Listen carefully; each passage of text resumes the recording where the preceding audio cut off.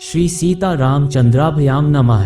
स्वागत है आप सभी का हिंदू ग्रंथावली ऑडियो बुक चैनल में।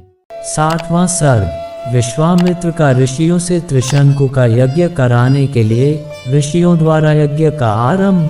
त्रिशंकु का सशरीर स्वर्गगमन। इंद्र द्वारा स्वर्ग से उनके गिराए जाने पर क्षुब्ध हुए विश्वामित्र का नूतन देवसर्ग के लिए उद्योग। फिर देवताओं के अनुरोध से उनका इस कार्य से विरत होना। शतानंद जी कहते हैं, श्री राम महोदय सहित वशिष्ठ के पुत्रों को अपने तपोबल से नष्ट हुआ जान महातेजस्वी विश्वामित्र ने ऋषियों के बीच में इस प्रकार कहा, मुनिव्रो, ये इक्ष्वाकु वंश में उत्पन्न राजा त्रिशंकु हैं।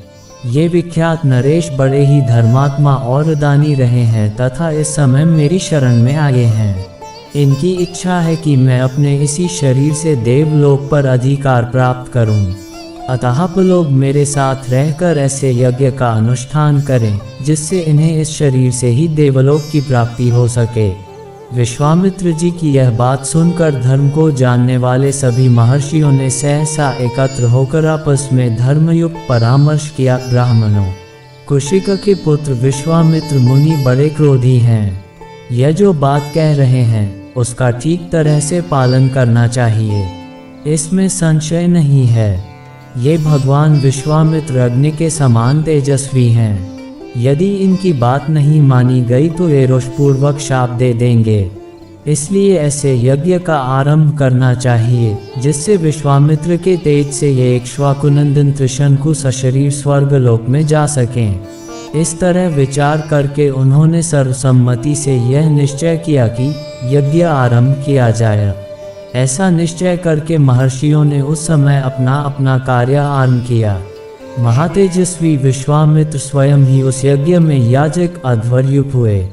फिर क्रमशः अनेक मंत्रवेता ब्राह्मण ऋत्विज हुए जिन्होंने कल्पशास्त्र के अनुसार विधि एवं मंत्रोच्चारण पूर्वक सारे कार्य संपन्न किए। तदनंतर बहुत समय तक यत्नपूर्वक मंत्र पाठ करके महत्पस्वी विश्वामित्र ने अपना अपना भाग ग्रहण करने के लिए संपूर्ण देवताओं का आवाहन किया, परंतु उस समय वहां भाग लेने के लिए वे सब देवता नहीं आए। इससे महामुनि विश्वामित्र को बड़ा क्रोध आया और उन्होंने सुबह उठाकर रोष के साथ राजा त्रिशंकु से इस प्रकार कहा, नरेश्वर, अब तुम मेरे द्वारा उपार्जित तपस्या का बल देखो। मैं अभी तुम्हें अपनी शक्ति से इस शरीर स्वर्गलोक पहुंचाता हूँ। राजन, आज तुम अपने इस शरीर के साथ ही दुर्लभ स्वर्गलोक को जाओ। नरेश्वर, यदि मैंने तपस्या का कुछ भी फल प्राप्त किया है तो उसके प्रभाव से तुम सशरीर स्वर्गलोक को जाओ। श्री राम। विश्वामित्र मुनि के इतना कहते ही राजा त्रिशंकु सब मुनियों के देखते देखते उस समय अपने शरीर के साथ ही स्वर्गलोक को चले गए। त्रिशंकु को स्वर्गलोक में पहुंचा हुआ देख समस्त देवताओं के साथ पाकशासन इंद्र ने उनसे इस प्रकार कहा, मूर्ख त्रिशंकु, तुम फिर यहाँ से लौट जा, तेरे लिए स्वर्ग में स्थान नहीं है। तू गुरु के शाप से नष्ट हो चुका है, अतः नीचे मुंह किए पुनः पृथ्वी पर गिर जा। इंद्र के इतना कहते ही राजा त्रिशंकु तपोधन विश्वामित्र को पुकार कर त्राही त्राही की रटल गाते हुए पुनः स्वर्ग से नीचे गिरे। चीखते चिल्लाते हुए त्रिशंकु की वह करुण पुकार सुनकर कौशिक मुनि को बड़ा क्रोध हुआ। वे त्रिशंकु से बोले, राजन, वहीं ठहर जा, वहीं ठहर जा। उनके ऐसा कहने पर त्रिशंकु बीच में ही लटके रह गए। तत्पश्चात तेजस्वी विश्वामित्र ने ऋषिमंडली के बीच दूसरे प्रजापति के समान दक्षिण मार्ग के लिए नए सप्तर्षियों की सृष्टि की तथा क्रोध से भरकर उन्होंने नवीन नक्षत्रों का भी निर्माण कर डाला। वे महायशस्वी मुनि क्रोध से कलुषित हो दक्षिण दिशा में ऋषिमंडली के बीच नूतन नक्षत्र मालाओं की सृष्टि करके यह विचार करने लगे कि मैं दूसरे इंद्र की सृष्टि करूंगा अथवा मेरे द्वारा रचित स्वर्गलोक बिना इंद्र के ही रहेगा। ऐसा निश्चय करके उन्होंने क्रोधपूर्वक नूतन देवताओं की सृष्टि प्रारंभ की। इससे समस्त देवता, असुर और ऋषि समुदाय बहुत घबराए और सभी वहां आकर महात्मा विश्वामित्र से विनयपूर्वक बोले, महाभाग, ये राजा त्रिशंकु गुरु के शाप से अपना पुण्य नष्ट करके चांडाल हो गए हैं, अतः पोधन ये सशरीर स्वर्ग में जाने के कदापि अधिकारी नहीं हैं। उन देवताओं की यह बात सुनकर मुनिव कौशिक ने संपूर्ण देवताओं से परमोत्कृष्ट वचन कहा, देवगण, आपका कल्याण हो। मैंने राजा त्रिशंकु को सदैव स्वर्ग भेजने की प्रतिज्ञा कर ली है, अतः उसे मैं झूठ ही नहीं कर सकता।